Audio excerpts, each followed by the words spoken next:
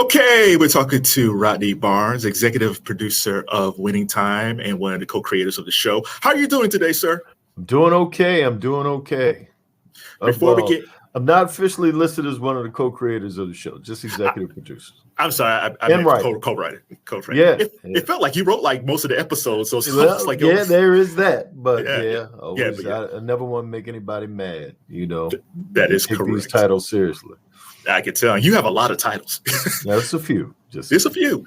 Yeah. Before we start talking about Winning Time, my mom, when I was growing up, used to say one of the shows that really scared her was Kolchak, the Night Stalker. Yeah. And when I was doing my research, that was the show that kind of influenced you to become a TV writer. How did Kolchak influence you?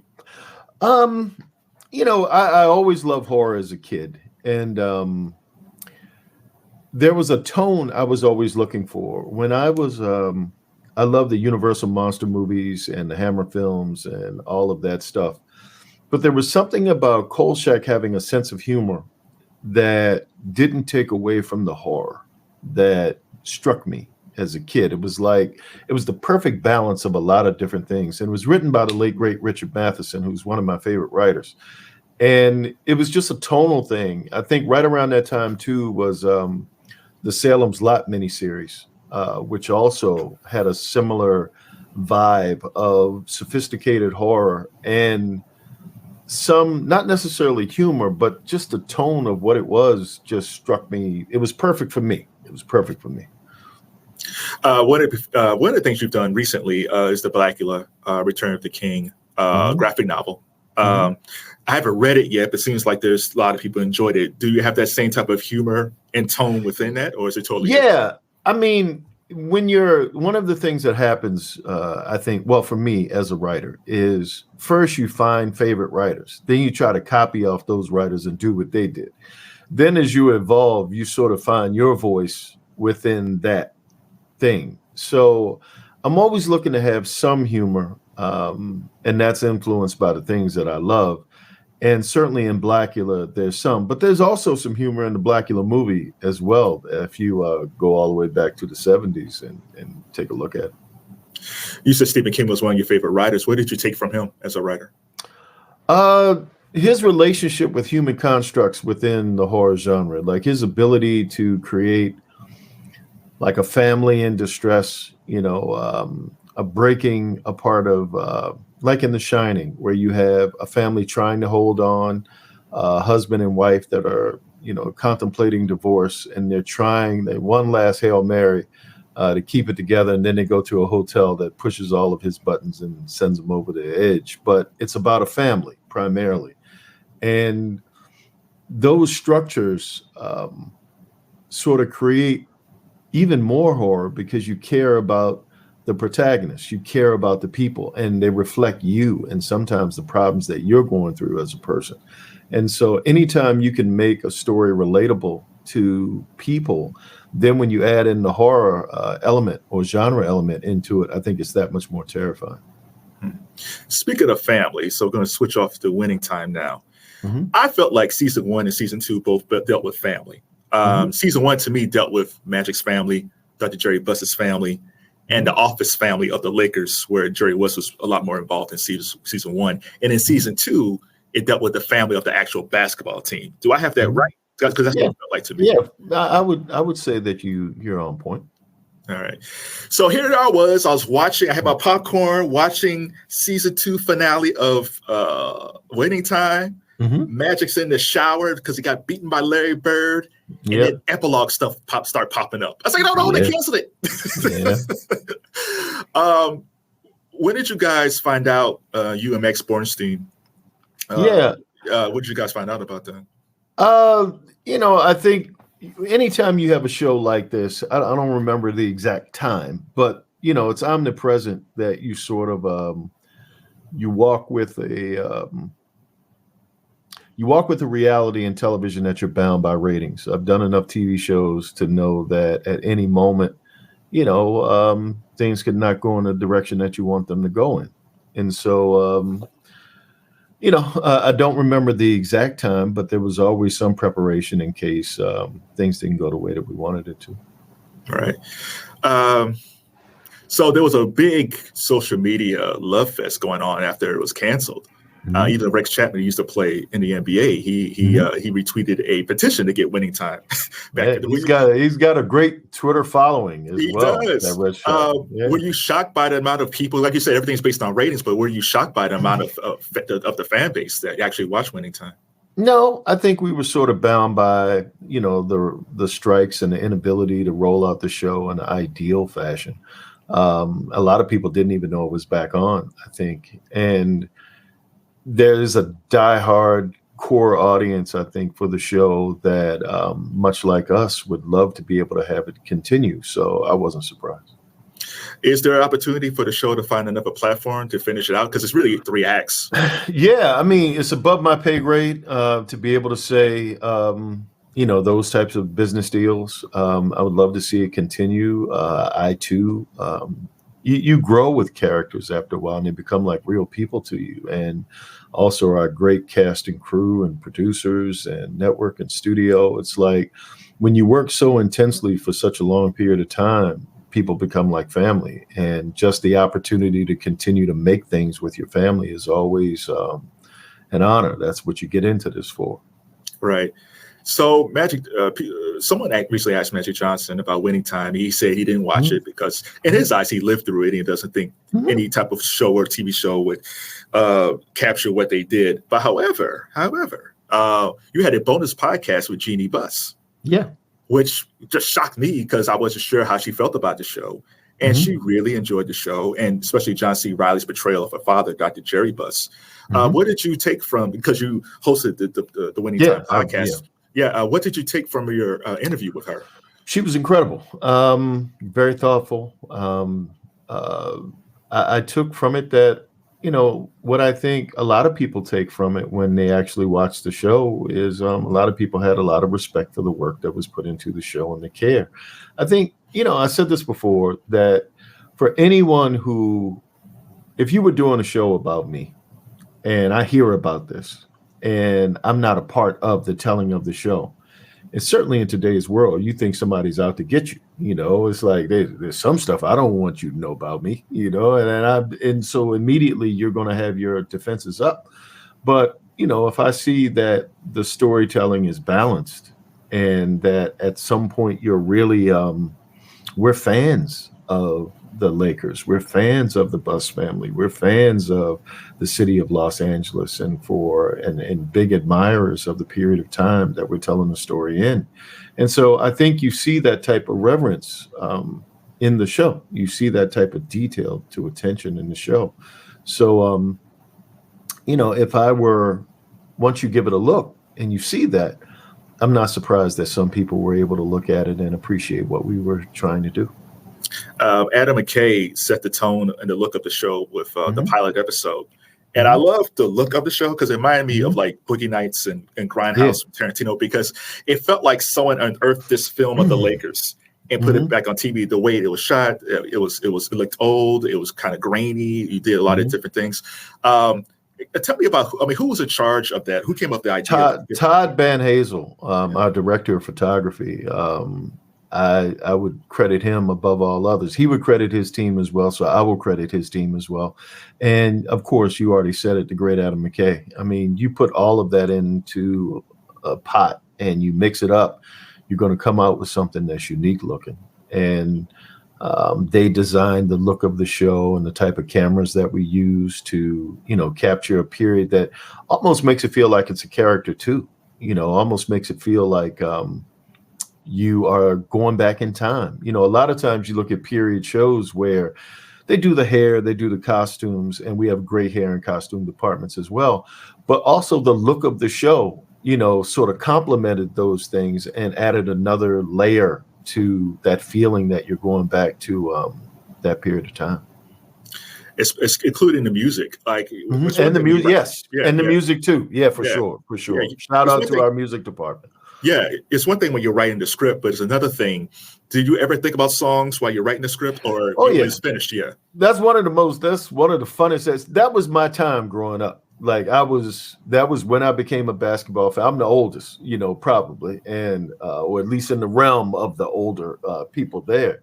And I remember that time. So anytime, that was when I was going to the record store, buying the Brothers Johnson and, buying those albums and Teddy Pendergrass and Queen and, Zeppelin and all of that stuff. So yeah, anytime you get to go back and touch on all of that. But I every once in a while I'd pitch a couple of songs, but for the most part, I'm not responsible for that part. You would every once in a while when we would see a cut put together that the editors would put together, I would hear a song and say, "Where'd y'all find that from? That Renee and Angela or that Champagne or whatever it was? Like whose ear was that?" And but no, they were incredible. And then shout out to Robert Glasper and Nick Bertel and Jeff Beal and all of the people who did the music composition, because they did a great job, in bringing all of that together as well and complementing the music for a time to also help set a tone as well. Right. There was a brief shot. It was brief. It was, I think Norm Nixon had just gotten traded, was about to be traded, and he was dancing with Debbie Allen, and which kind of shocked me because usually, you have so much time in a show. And it's like, oh, they kind of acknowledged the Norm Debbie relationship, and I found the video, and they're still dancing today. Yes, they are. Yes, I'm actually shocked that you quoted Norm Nixon as much as you did in the show, because he's almost like the forgotten Laker. Yeah, and which is unfortunate because he was a great basketball player and still a huge part of the Laker community out here today. And I respect both of them and worked with Debbie before, and she's directed some of my other TV shows that I worked on. So I'm a huge fan and friend of hers. And, just it's funny because you come up in an era where there's not a lot of people of color that have endured as long as Debbie has and been able to do it at an incredibly high level. So oftentimes people will say this is a legend, and it's like, all right, we're legend adjacent. Debbie is truly a legend. Like Debbie is truly somebody who has gone from the 70s, 80s, 90s and been relevant in each one of those decades. So to be able to just have her be a little part of what it is that we're doing, she deserves it. She deserves it so much more than what we were able to give. And, I hope one day their story gets told in a way too.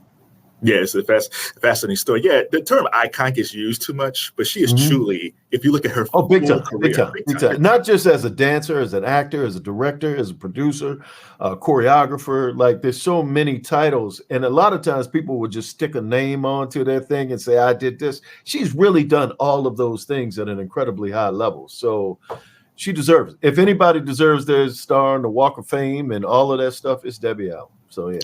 And two women that it seems like she probably did influence was Tanya Hamilton, and Sally Richardson Whitfield, who directed a number of episodes, and Sally's also executive producer. What did those two ladies bring to the show? Oh my God, specificity. I mean, Sally's my sister, so it's a different nature of the relationship, and Tanya is snuck in there as well. Just their ability to command. A director is a lot of different things. Their ability to technically work with Todd and his team as far as the camera people are concerned, but also emotionally with actors and being able to just lead and create a tone on set that makes everybody want to come in and play and make a TV show. And both of them had just the right temperaments in different types of ways in order to be able to lead this monstrosity of a TV show, because you have so many different stories that you're trying to juggle. You have the player story, you have the management story, you have the ownership story, you have the personal aspect of the ownership story with the Bus family. So you have so many different moving parts. You're not just like doing a show that has like one dimension to it. You have a show that is, a lot of different things. And so both Sally and Tanya, just their ability to lead is phenomenal, and love them both, and just think the world of both of them. So the show is based on the book Showtime by Jeff Pearlman, and you only have so many minutes to put on TV. Was there a storyline of the two seasons that you got through? Is there a storyline that you wasn't able to flesh out that you really wanted to do, but due to time you had? Yeah, a lot of them. I always wanted to get into. I love the history. Like I always wanted to get into Elgin Baylor and Will Chamberlain and that stuff. And I just look at the unique history of the Lakers coming from Minneapolis to LA, and they had a history with the Lakers that we've touched upon, but, I think that you could dive into a little bit deeper because you have so many iconic players that to highlight one or two, you start to say, well, what about this one? And what about that one? And some of them, like a lot of people didn't know the Jack McKinney story, and because everybody looks at Pat Riley almost like the beginning, but there was this history before Pat Riley. And you have the same thing when it comes to players. Like there's Magic Johnson and there's Kareem, but there's also Jerry West, of course, but Elgin Baylor and Wilt Chamberlain as well, and a history with the Lakers and Bill Russell and all of that. So, anytime you get an opportunity from my place to be able to sort of dig into that history and highlight those players and the changes in the game from when those players played to today, I think one of the great virtues of the story we were telling with Winning Time was when you look at Magic Johnson, we touched a little bit about this in the podcast. When Magic came along, it sort of began the era that touches on today's era, where you have a relationship between the players and the ownership that is almost, I won't say on par, but they come in as business partners. Whereas earlier on, you were just an employee. You just played the game of basketball and you were just a movable part. But you very rarely heard the player's point of view early on. Whenever they did an interview, they sounded like they did the perfect interview. They said the perfect thing and whatever, but never like, this is how I feel. And I think when you think about the African-American experience in America, where people are trying to be heard, and you're trying to be heard not only about social issues, but about business, it's unique, certainly in a game like that, where you don't have a lot of African-American ownership, to where now you have players speaking out and really voicing their opinions about different things. I think it's really important time to see before, during, and after, and just watch the evolution. It's just, it's unique to me. It's just interesting to me because I'm in Akron, so LeBron's from here. And when the GOAT conversation usually comes up is Jordan and then LeBron, even Kareem. But Magic never comes up. And one of the things I like about this show is the myth, because Showtime, all that is a really long time ago. So the myth is Magic came to the Lakers, everything was great, everybody loved Magic. No, some of the growing pains that LeBron had early on, some of the growing pains that Michael Jordan had early on, Magic went through the same thing, but you kind of forget it because of the winning and everything else Magic's done since then. Yeah, for sure. I think anytime you have greatness, in any arena, we could go outside of basketball to boxing, football, whatever. There's always another story that's under the story of what we see, the performance itself. There's always something else happening, because I don't think there's so many people vying and competing to be these people that it's never a straight line. It's never easy. And a lot of these people come from challenged backgrounds, to become this great. So you're really rising up. It's the perfect underdog story in a lot of ways, because you have very seldom do you have somebody with a silver spoon in their mouth, born with a silver spoon in their mouth and given everything. Do they become the thing? Because there's a certain amount of toughness that you need in order to be able to mentally approach the game. Not even just about talent and all of that. You have so many different things that, you're vying for. You have people who have had very little attention applied to them now have all of the attention and all of the cameras and all of that stuff on them. And to be able to sort of present yourself in a certain way, to be able to still go out for 82 games, not including the playoffs, and play at a really high level and stay great year after year after year. Once you've got some money in your pocket, once you've got some celebrity, to stay great. I always admire guys like Floyd Mayweather and, the guys that came along before that the temptations are so great that whatever that's in you that drives you to stay at a certain level is some special stuff. So a lot of times when we're celebrating these people, they deserve to be celebrated because they do defy a lot of things I would have fallen prey to. That's true. Sometimes when people do sports TV shows or sports movies, they focus on the sport, right, which is fine. But you guys did an interesting thing because I'm a sucker for a love story. You did tackle the Magic's continued pursuit of Cookie, where you almost felt like, come on, Cookie. It's like, no, Cookie made the right decision staying away. It's interesting that he was kept on chasing and she kept on saying no. And like with Dorm and Debbie, they're still together. But the love story of Magic and Cookie was actually interesting to watch as well. Yeah, shout out to Quincy and Tamara, who I think did a fantastic job as Magic and Cookie. You know, I'm old enough that I remember, and I've said this before, I'm old enough to remember a lot of sports-themed movies and TV shows where the athletes, typically athletes of color, were relegated to just playing the game. You really didn't have a lot of story that was with them. You really didn't get to know them as people, you know, and it would be about the coach or the owner or some other story. And then we would see the game being played.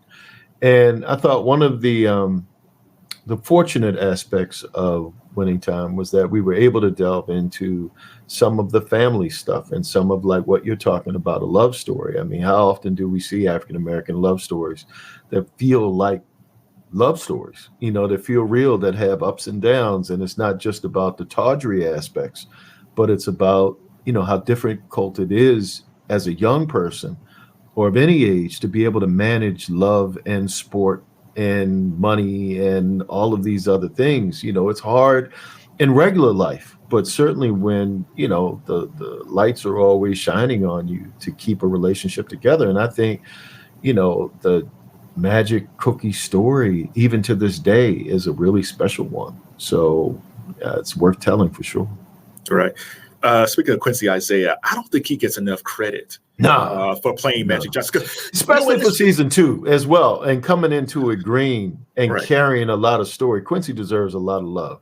Because I think when you're watching this, I think he's so seamless playing Magic Johnson. Because sometimes when I'm watching this, it feels like I'm watching Magic Johnson playing himself. And sometimes it's the hardest thing to do is to play someone that's still alive. And for him, it's almost like, is that his son? Did they find old footage of Magic? Because Quincy was so believable as Irvin Johnson. And shout out to Solomon Hughes, who played Kareem, and Devon, who played his father, and Delonte, and all of them. I mean, a lot of these guys didn't have like long histories as actors in the same way that, you know, the John C. Reillys and the Adrian Brody, but also I was going to go to a couple of other people as well, Jason Segel and Jason Clark. You know, those folks had like long histories as far as acting, and a lot of our it's funny, I was going to say Adrian Broner. I was going to go to Fox.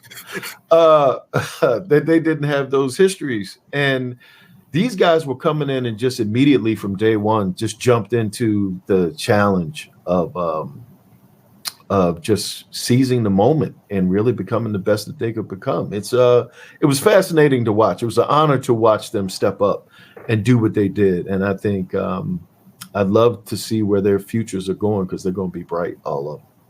Yeah, Clark was great as Jerry West in season 1, but in season 2, I saw an ad in Variety. I think it's for Jason Segel's show Shrinking, I think, and it was promoting him for an Emmy. And I was like, I never seen Shrinking, but people should see what he did as Paul Westhead. Because the balance, because Paul Westhead wasn't a bad guy. So he had to balance this thing of a guy who actually does care about the team and wants to win, but he's trying to shape the team in his own vision, even though it worked better under Magic Johnson. But the way that he was able to balance everything, and also the insecurities that he had to balance that. His flaws were subtle. His flaws were subtle, and his ability to play subtlety, to me, was a strong point, because anybody, I won't say anybody, but it's easier, I think, to play over the top, you know, and almost to create a caricature.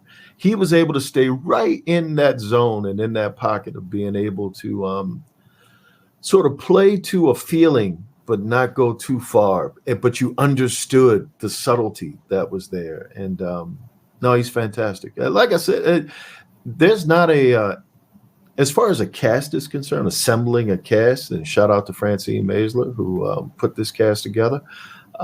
Everybody was like great at what they did.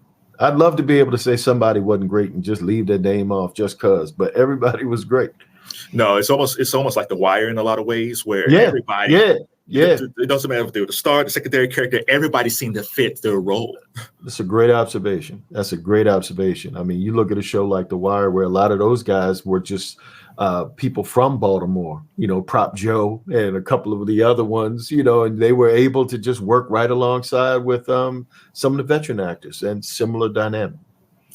Yeah, I was hoping there was going to be a season 3 because I was in my mind, if I was a TV producer at HBO or a creator, I wanted a slight mini series with the Celtics because Michael Chiklis is Red Auerbach. And also Sean Patrick Small is Larry Bird. When he popped up there, I thought it was like, did they deep fake this dude? Because he seems like he's just like Larry Bird. I almost wish, just like when the Clintwood made the film, I think it's Flags of a Father and the Letters of Iwo Jima, where you showed both sides of the war. I almost wish there was like maybe a miniseries with the Celtics so we could see the opposite side, what was going on with them at the same time the Lakers was doing their thing. I certainly think, showing the Celtics helps when you show your rival.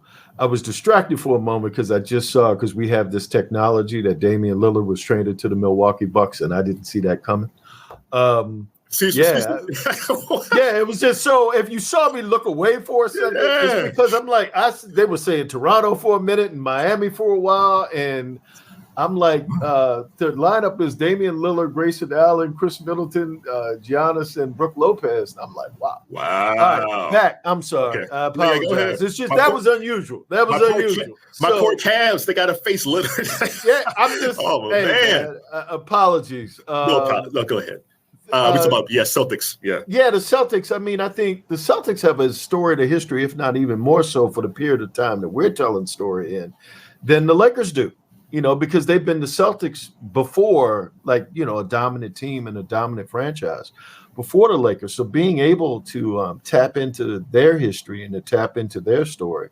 Certainly for basketball at that time, you had the Philadelphia Warriors / 76ers. And then you had the Celtics and then, the Lakers coming along. So for sure, there was more on the bone, more meat on the bone for the Celtics as well. Yeah, there was a slight scene with Larry Bird and his mom because we really don't know much about it. We know everything about Magic, but we don't know anything about Bird. So it was almost telling to see this guy with almost being like a little kid with his mom. Yeah, and especially the suicide of his dad, too. Yeah. It's like I wonder if Magic was ever envious of that because Magic, there was a scene because Magic was frustrated, but when the cameras came on, he had to smile all the time. I wonder if he was ever envious of Larry because Larry didn't have to smile at all. He could just kind of. I don't think so. I think Magic loved them cameras. I think Magic still loved them cameras. If I had his smile, I would love them cameras too. So there you go. It's still amazing that he was that young pulling that stuff off. Big man, come on. I mean, and I don't know who the person was. Like if I was coming into the NBA right now and I was a great player, you have seemingly this fraternity of players that you can go to get advice. Like you could about what you want to do. Like if I was Zion or whoever, and I wanted to go to, I was going to a big place like the Lakers or whatever, big city program, you can talk to LeBron. You can talk to what's it like to be this person. I'm sure you can reach out to Jordan and say, what's it like to be this person? Magic coming in, from the pilot when he's sitting around having dinner with Jack and Cook and Bus and his dad, and he's talking about what he wants his contract to be. Where does that come from? And that was from the book, A Real Conversation. Like, where does that stuff come from? You're a Midwest kid, who's never really known business in that way. And you're focused enough to go up against these big businessmen and demand what you want. I mean, that's unusual. It is unusual because, there was no Google. There was no YouTube. Nah. There wasn't a big section of books you could go to the library about business. Like it's almost either internal or things that he just learned from people when he was in Michigan. Yeah, so it's I don't think he does get enough credit for just having this type of mind without any help. Post-career life too. It's like you look at what he's built. A lot of people, they always talk about how athletes go broke after they retire from the game, and his ability to continue to be not only a good businessman but relevant. He keeps himself relevant. Where I'm sure I'm friends with Michael Strahan, and Michael would say sometimes that people don't even know I play football. Because I've been away from the game and I'm on Good Morning America and I do this other thing. Some people know me just for that. I'm sure that there are younger people who may not know the significance of Magic Johnson. And like you were saying earlier in the conversation, that people look at maybe the Jordans and the Kareems and the people that are part of that debate and not understand the significance of Magic Johnson to the game. Speaking of magic, there was a scene. It was very small with Adrian Brody as Pat Riley, and it was like a backstory where he had this situation with his father. This is before he starts slicking back the hair and all that stuff. And I think when you look at Riley today, you see the rings of Riley, you see how cool Riley is. But you kind of forget that Riley was not this just coiffed guy. Like, he had a hard upbringing as well. No, I'm in the first scene when blocking Riley into the forum. I'm very proud of that. And I apologized to him on the way in. Like, you deserve better than this as an actor. Like, you deserve to have a real actor in front of you. But yeah, the journey of Pat Riley from zero to icon, was quite the story. And I think that's why we chose to tell it in the way that we did.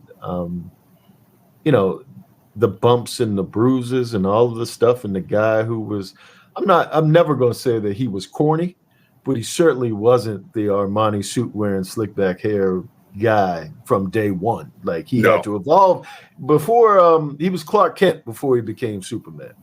So there was an evolution. It's true, because he used to wear the big glasses. He wasn't even trying to be a coach. He was just trying to help out. He was just trying to help out. Commentator. He was commentator with the fist and all of that. He was that guy. So let's go back for a second. Let's go back to you for a second. You, your background was very. You were a writer of 3 of my favorite shows, The Boondocks, and Right He's Chris, and my personal favorite, My Wife and Kids. Because whenever it's on, I watch it. What type of things did you take from Damon Wayans, or even from that Wayans writing staff, that still helps with you today? Well, Damon it's funny. We went to dinner a few weeks ago. Damon was my first teacher. I was a production assistant for him on the movie Major Payne. That's where we met.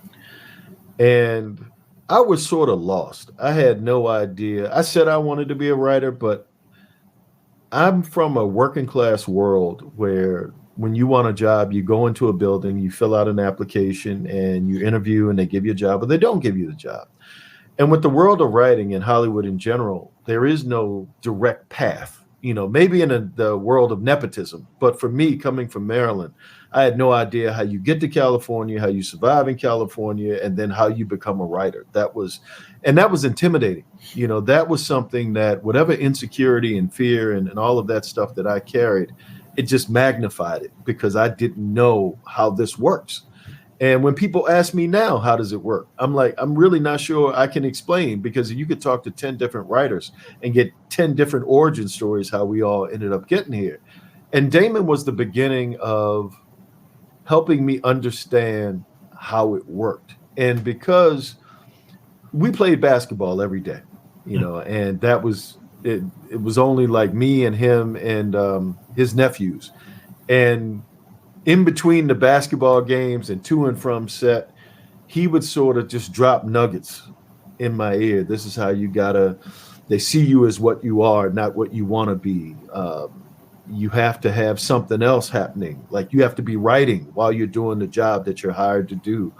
Work begets work. So if you got a job, you don't stay comfortable in that, you get another job, or you work on getting another job. Like, you always have to keep ahead of the business, because at some point the business will catch up to you. And he didn't say it in a way like a teacher, like put your arm around you. It would just come out in moments. And it was the way that I needed to hear it. It was like a brother who was more established talking to a brother who had nothing. Like, literally, I had nothing. And he just started to fill that cup of information that you need in order to build a bridge between what you think it is and what it really is. And without him, I wouldn't be here. Without him, we wouldn't be having this conversation right now. When did you feel comfortable as a writer, as your journey went along? I'm still not comfortable. I'm still not comfortable. But I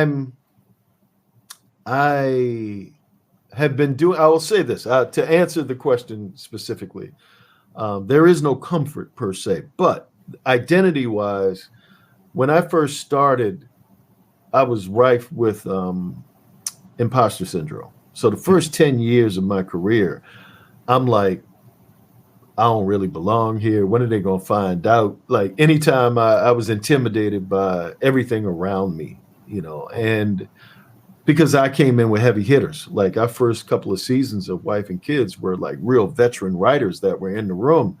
headed up by Don Rio, who had created a bunch of TV shows. There's a legend in the business. And fortunately, he's like a mentor and one of my best friends to this day. But coming from where I came from, I didn't see me in that world. I didn't see where I fit in that world. And once I was able to sort of make peace with, I don't have to be comfortable in it. I just have to get better at it. And so when you ask the question about being comfortable, there's always that blank page that you're staring at and you got to fill up with words, and you don't always see the words. But then once you start the process, you become more and more and more comfortable, because what's really in you behind the insecurity may be something that's good. And it may be something that is that just really requires you to be patient with yourself and start the faith comes through doing. It doesn't come for me. The faith comes through sticking with it. I'm working on a Jack Johnson right now, a mini series for HBO. And I approach it every day like I had to change the opening to one of the episodes. And I had no idea. I knew what I needed it to be, but not how I was necessarily going to get there. And every day I would approach it and be frustrated because it wasn't what I wanted it to be. But the more I stuck with it, thoughts sort of started to fall into place. So after like a few days or so, it's sort of, and I'm happy with what it is right now. But that type of patience wasn't there in the beginning. And Damon was there to sort of help begin the process of saying patience is a virtue. I seen an interview with you. It was like in between season 1 and 2. And it was a guy interviewing you. I believe he was British. And he asked you, what do you have coming up? And you turned like this way. And I can still do it. I'm sitting in that same wall is right there. And you say, well, I'm working on season 2. I'm writing season 2 of Winning Time. There's Tiger Woods miniseries. There were so many things going on. You also had your graphic novels and comic books. How do you do you have like separate days that you work on everything, or there's only 24 hours in the day?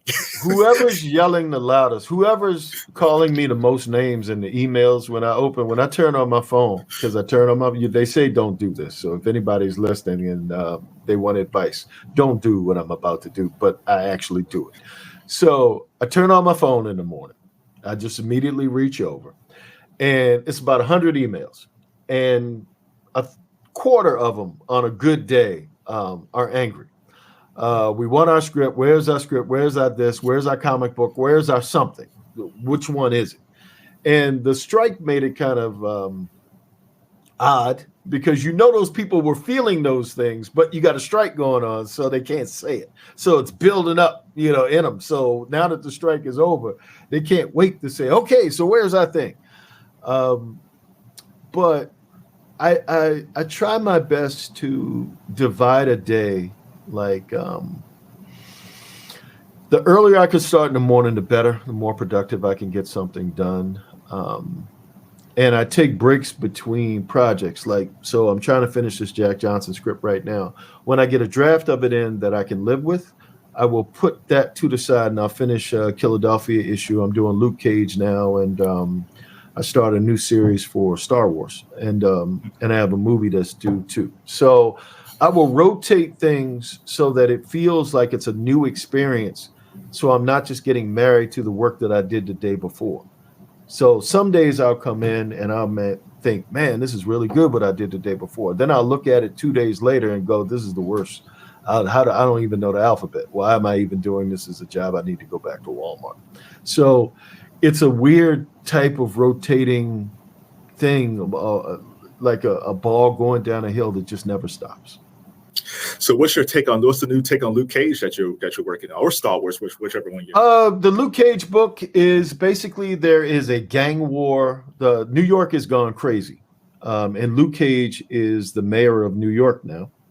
And so he's sort of responsible to rein it all in, because New York's divided into the 5 boroughs. You've got Spider-Man's got his problems over there, and this one's got their problems over there. And there's an anti-vigilante act that Wilson Fisk, Kingpin, put into order when he was mayor, basically saying you can have no superheroes.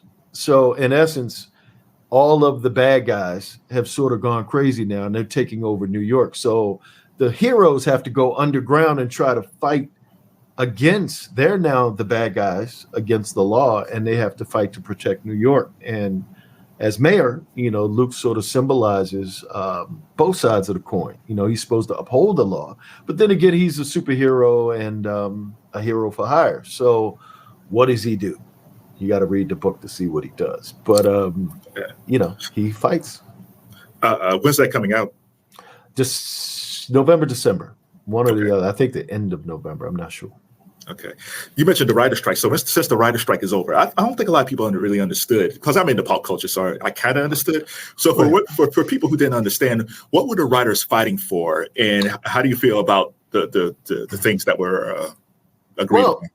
There's a weird type of thing with being a writer where it's not just the romantic idea of telling a story for a fee. Technology, when you talk about royalties and residuals and all of that, you're up against that because, you have first, and you didn't have streaming 5 years ago like you have it now.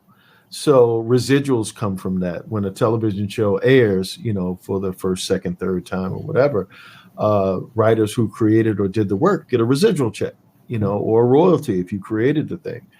And, those numbers weren't the same as it was like when network TV was, the king. And so you're fighting to get rights for a better piece of the pie when it comes to those shows, to those things. And then writers' rooms now are smaller than they used to be. When I first came into my wife and kids, we had like 12 writers in a room.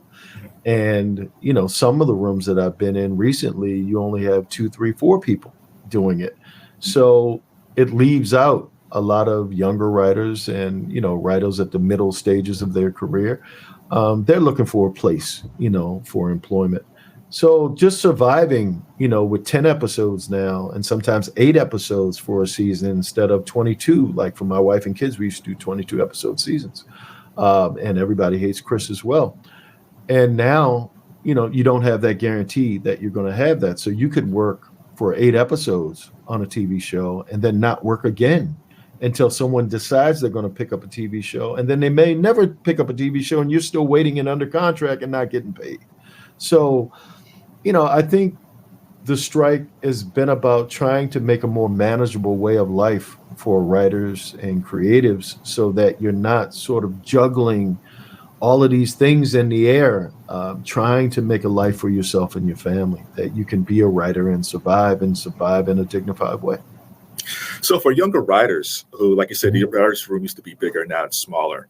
For people, or even comic writers too, but for TV writers, what can they do to just kind of keep their skills up? Should they just keep on writing scripts, or should they kind of look for different venues to write, like comic books or something like that? Like how Well, writers, the only way you can get better as a writer is to write.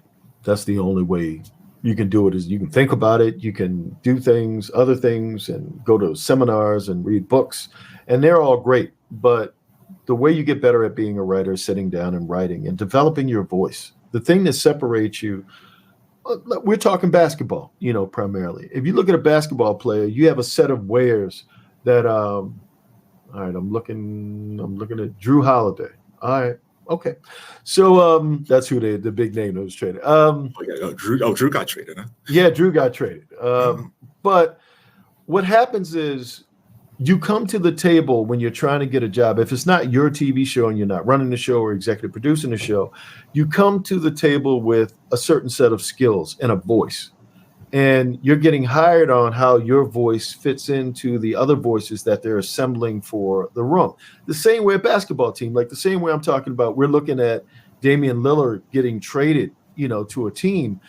They're pieces. The Portland Trail Blazers need size and they need scoring and they need this. As a writer, you're coming to a table with a specific voice of, do we need a female voice? Do we need a male voice? Do we need a voice that specializes in culture in a specific way? What is it that you bring that's unique to the table? And to be able to, there's a story that I can tell that another writer can't tell because I'm coming from the place uniquely that I'm coming from. I have to hone that voice. Like, I got a critique the other day from my manager, and he was saying when he read the script, it's well executed, da da da da da, but I want to hear more of you in the script. And I know what he means. There's a thing there's a voice that I have, whether it's my sense of humor, whether it's how I, create drama within a scene that's unique to me. It doesn't mean somebody can't do a thing better or that I'm better than someone. It just means that there's a thing that I do that separates me from something another person does. It's not about a value scale. It's about me as a person and another person as a person. And if I was a younger writer coming in, I would work on honing what my voice is so that my work, when I send it out in the world, like when you send your work to an agent or to a network or a studio, they don't have you there to explain what that work is. They only have the document to read. And they need to be able to see the you in the story. They need it to be an effective story, but they also need to be able to see the writer that's writing the story as well. They need to be able to hear that person. And that takes a while sometimes, to develop, what is it that I do well? And it goes back to the question that you asked me earlier in the conversation about the Stephen Kings of the world and all of these people. They have a specific, unique voice that if I try to duplicate, it's going to sound like I'm just duplicating them. Once I get comfortable in the idea of me, then I'm able to put my best foot forward and show what I'm able to do. And so, again, you can be influenced by a myriad of people, a myriad of writers. There's so many writers that I've been influenced by to this day. We'd be on here all day. But I have my own thing that I do. And so when I'm writing a comic book or I'm doing a thing, you can hear me in the thing, and you probably can see some similarities between Killadelphia, Blacula, and maybe some of the things I do in Winning Time or wherever I'm writing a story. All right, a few more questions about Winning Time, because I know you have that big board of stuff to do. So if there was a season 3, because I'm sure you were during season 2, you was probably preparing just in case there was a season 3. What were some of the things you guys were going to focus on for season 3? I don't think it was a hardcore plan in place because you never know, but I can only speak to what I would have liked to have seen. And, I think there was a period of time where as adversaries, Magic and Larry Bird sort of evolved into like friends. It went from college, hated out rivals. That's the way TV played it up. Pro basketball took advantage of that as well. And then as people, you start to evolve. And I think it was a commercial that they did, a Converse commercial that Bird and Magic did, where I think Magic had to go to French Lick and record it at Bird's place. And they started realizing that they had a lot more in common than I thought they did. And they started to merge as friends. So by the time you get to the Dream Team and all of that, they're kind of cool with each other. And it's not, there's still the competitive fire that's there, but there isn't like the visceral hatred or the lack of understanding of the other person, because now I know you a little bit more. And I would love to have been able to touch on to some of those aspects, and certainly culturally as well, French Lick versus Lansing, Michigan. Not so much the basketball landscape, but the human being landscape of it. That would have been cool. And I think there's also, when the Michael Jordan comes into the league and changes culturally the landscape of what basketball is, and you start to see that my time is short, both of them, Bird and Magic, but, because we're telling a story that's primarily Laker focused, or Laker centric, that, what does that feel like when you're getting towards the end of your career? What do you do? What does that do to you psychologically and emotionally? And we talk about Magic having such a nice second act of life, outside of the game. What was the bridge to that? What was the thing that, who were the people that, of course, Cookie, but and his family now, but how did that happen? What was the evolution of that process? And I remember, if you remember when the Bulls played the Lakers and Jordan had that shot where one hand to the other and they beat the Lakers, what did it do to that team? What did it do to the organization? When did they start to see the need that we have to give up the past and go into the future? Those things I thought were really intriguing stuff to mine, for story, and human stuff as well, because you're talking about life while you're talking about the game of basketball. Right. The Jordan part would have been very interesting because Jordan was a supernova that came out of nowhere. Yeah. Even though you had the Pistons and Philadelphia, some of these other teams, it was basically Bird and Magic. Well, Worthy was the man in college, even on that North Carolina team. You didn't see it like you did with Magic and Bird, where they were stars. Jordan was a great player, but he wasn't just the player. You had Sam, what's his name? Perkins. Sam Perkins, yeah. You had Sam Perkins. You had James Worthy. You had other players of note on that team, too, that you weren't just focusing on Jordan the way Bird and Magic dominated. Right. Let me touch on John C. Reilly for a second, because it just kind of came to me. Because Riley's been around for a long time. Yeah.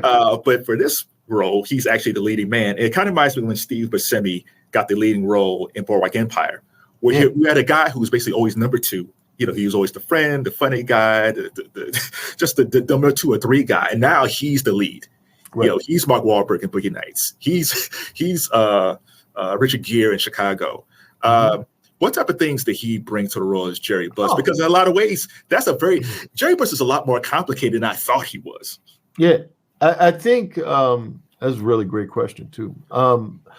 The funny thing is when you have a star of a show or somebody of that magnitude joining your, sort of shepherding your cast, being the engine of the car, it's not just what they do on screen, it's what they do off screen as well. You know, the leadership that they bring, because everybody's galvanized and looking to that person because they're the center of the story, but they're the person who we're all sort of following in a way. And John had such a way of managing himself and being able to set an example of what a star is that, you just look on in awe, and you just, it checks you in a way without checking you, if you know what I mean. It's like it makes you. I remember I worked on a movie, The Green Mile, with Tom Hanks. I was Michael Clark Duncan's stand-in, and even though we look nothing alike. And I remember the first day when Tom came in, he shook everybody's hand. He came over, he looked you in the eye, and he's like, "Hey, how you doing?" And his demeanor was such a way that immediately you knew he was the guy without him saying he was the guy. Like, you knew who he was, and he was the star and all of that kind of stuff. But the tone that he set sort of was the tone of every day of what the work was going to be. And John's that kind of guy. Like, John would set a tone of what, things were going to be and how it was going to go. And he had the chops to back up the idea of the name, And so, just again, an honor to work with somebody like that, because it makes you better. It makes you better. Quentin Tarantino had this, there was this reel going around that I saw the other day, and we're talking about running the 100-yard dash.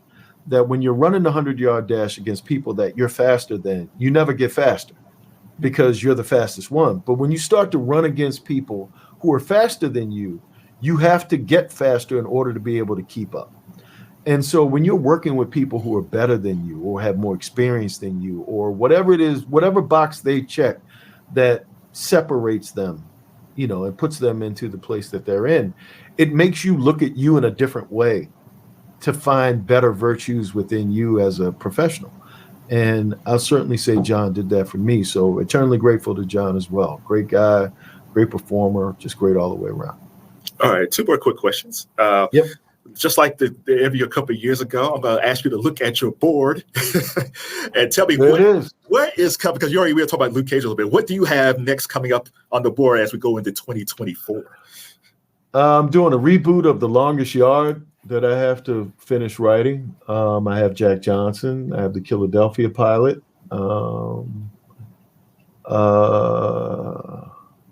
I can't say that one out loud.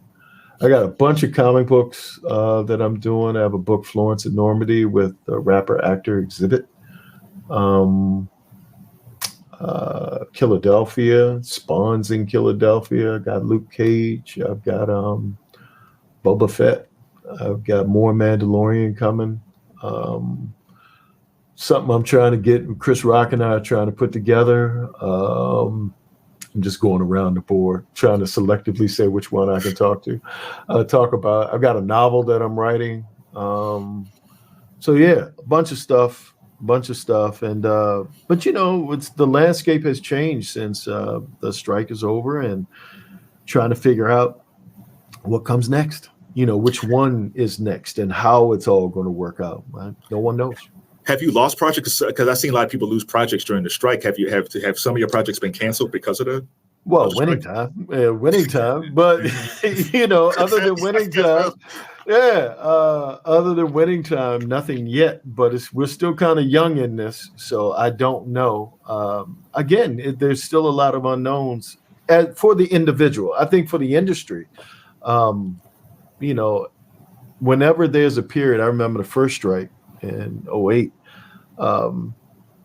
Things actually seem to creep up because you had more streaming and you had more this and you had more of that. So I don't know if there's going to be more or less, or how the nature of the industry is going to change after this. I don't know. All right. And what's your inspiration for Killadelphia? For Killadelphia, what kind of keeps you going with that one? Because that seems to be a very Jason Sean Alexander, who is the illustrator on the book, and that word is too small for what it is that he does, because he is I look at him more as a director than I do an illustrator, because he's able to capture not only horror but family and hope and love and a bunch of other emotions in between. My inspiration is when I write a script, I send it to him first, and his reaction to that story is the reaction I hope the rest of the world has. He's my inspiration. He's my constant reader. If you're a Stephen King guy, Stephen King always has constant readers, of which I am one. Everything that he puts out, I read. And so he's that for me. So I'm always looking to Jason as his reaction. When he's like thumbs up, or he says a cuss word with a lot of exclamation points behind it, that's when I know I've done something good. Right. So, Rodney Barnes, thank you for the conversation. For the fans of Winning Time, what would you like to tell the devoted watchers of Winning Time? Thank you very much for your support. I think I speak for everybody. I know I speak for everybody that was involved. We appreciate your support for season 1, season 2, all of the stuff, all of the kind comments on Twitter and social media of the people who love the show. We really appreciate it. And, you never know in this world how things go. Who knows if it's ever going to return, or we're sort of in that world. We had a Scooby-Doo came back, and I could name 10 shows that, there's a Buffy the Vampire revival and a this revival. So you never know. But really, really appreciate folks tuning in and giving us love and support. And I can say, for me personally, just, folks saying kind things, and it always makes it easier to be a writer. Oh, well, yeah. One last thing, because I have to ask this question. I'm a Walking Dead fan. How did you come up with the name Zombie Love Studios? Because that's a really interesting. Yeah. One day I had a conversation, and somebody asked me what was the monster that I loved the most. It was a detailed conversation. I do. There's a network called Shudder that does a lot of horror documentaries and its own horror thing.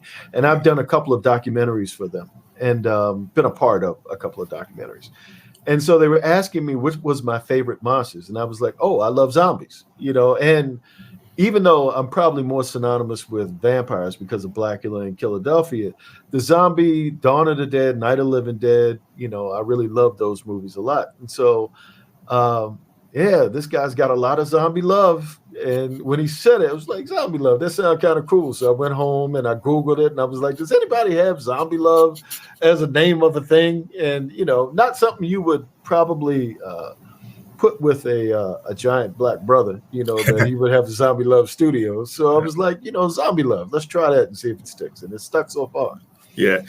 In fact, I did see the AMC was showing the 101 Scariest Moments. Yes. I popped up like 3 or 4 times. I just finished one a couple of weeks ago for them too, another Scariest Movies or something. But it's an honor to be part of that, because that was my first thing, was horror movies. Like, I've loved horror movies from day one. And I came in comedy, and a lot of times you get branded as the thing that somebody hires you for. That's the first thing that people see you as. And I'm like, yeah, I do love comedy. But I think if it were up to me, horror would be the thing that, at least for a spell, I would like to be able to be a part of more than anything else. Okay, this is my final question. So what's your scariest favorite scene or scariest movie? Exorcist. The Exorcist. I'm actually about to do a podcast just about The Exorcist, and I have a horror podcast that I'm starting in the beginning of November with Amazon and Mr. Ballin, where I'm telling horror stories. And but The Exorcist by far is the beautiful thing about living in LA. I don't know if they do this in Ohio, but around Halloween they start to show those movies in the theaters. So The Exorcist and Dawn of the Dead and all of my favorite horror films will be in the theater for the month of October. And The Exorcist will probably be there every day. I will see it at least for a week. I will watch The Exorcist. And I've seen The Exorcist at least 400 times. And I love The Exorcist. I think it's a perfect movie. I was a production assistant on The Exorcist 3. When I worked at Georgetown University, I would stand at the top of The Exorcist steps and wonder what it was like to fall down those steps like Father Karras did. So yes, The Exorcist. Okay, so what makes it a perfect horror movie? It had all of the elements. It was progressively, just from a pacing place, it got progressively scarier and more intense as the movie went on. Like there was a point in the movie where the door was closed to Reagan's bedroom. And every time you went in that room, it was worse than the time that you went in there prior to. And she had evolved. But from the beginning of the movie, from when they were in Iraq to the end, the pacing, now you couldn't tell that story today because it took 45 minutes before she came in and peed on the carpet. So she would have to pee in the opening credits now, but the way the human part of the story of a mother and a daughter experiencing the breakup of a family because they were going through divorce and the father was in Rome and you didn't know whether the thing with Reagan, Linda Blair was emotional or whether it was, what it was, supernatural. And the way faith was challenged on all levels, mom has to. I know my mother would have left me. If I was possessed, I'd still be in that room right now. She wouldn't have gone through all of that. And the faith that mom showed and the love that mom showed to hang in there with her daughter and to go through it with her. And even though it was challenged, I think spoke to the idea of family, in a way. It's easy when everything is great to stick together. But when things get difficult, are we there for each other? And then the faith of the priests. You have one priest who's lacking faith and another priest who is the general of faith, and they're in there fighting the devil. And so to me, like I said, the cinematography, the music, Tubular Bells, they're still playing that to this day. Everything was just, every once in a while, something comes along in film and or television or music. And to me, it's like perfect. And it gives you faith and hope that something else can be perfect coming along. And I just think The Exorcist is that for me. All right, that's a good way to stop. I will search for The Exorcist this weekend. You have to watch it because you got to be in Ohio soon. You might have to drive. You might have to drive somewhere. You might have to go somewhere. But I might have to go if they show in their theater. I might have to take. But thanks a lot, Mr. Barnes. You're very welcome.